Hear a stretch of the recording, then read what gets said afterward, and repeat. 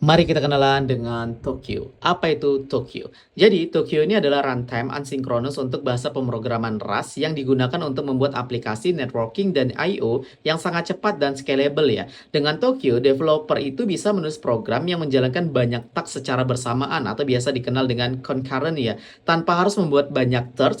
Jadi biasanya ini digunakan untuk web server, networking seperti TCP/UDP, API service, microservice performance tinggi, dan sistem real time ya.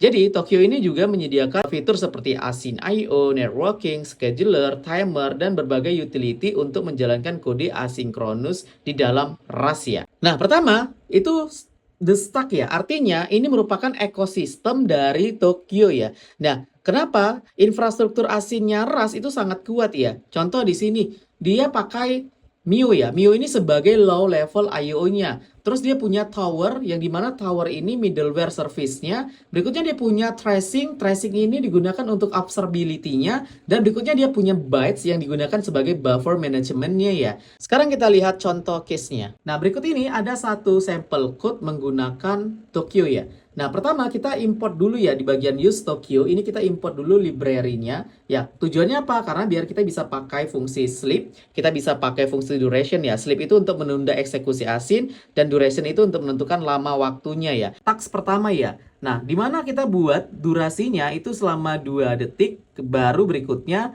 dinyatakan task 1 down ya. Berikutnya kalau dilihat di task 2, ini dijalankan 1 detik, baru berikutnya ada keterangan task 2 selesai. Nah, kalau kita lihat hasilnya di sini, ya, task 2 itu lebih duluan selesai. Kenapa? Karena waktunya 1 detik. Task yang 1 down ya, itu dieksekusi terakhir karena dia 2 detik ya, secara concurrent ya. Jadi Tokyo ini akan membuat async task-nya, memasukkan ke scheduler-nya, dan menjalankan di thread pool-nya ya. Jadi gambarannya isi task-nya itu tunggu 2 detik. Jadi kalau di task kedua, ini hanya menunggu 1 detik. Task 1 itu di start dulu, menjalankan keduanya bersamaan ya. Jadi di timeline-nya itu pertama task 1 di start dan task 2 di start bersamaan ya. Berikutnya task 2 itu lebih duluan selesai. Kenapa? Karena waktunya itu 1 detik. Dan task 2 itu selesai di akhir karena waktunya 2 detik. Makanya waktu di running, di compile, finishing, dan running, di sini task 2 itu lebih duluan selesai daripada task 1 ya. Nah, walaupun task 1 itu dibuat lebih awal, ya task 2 itu lebih selesai karena waktu sleep-nya lebih pendek ya.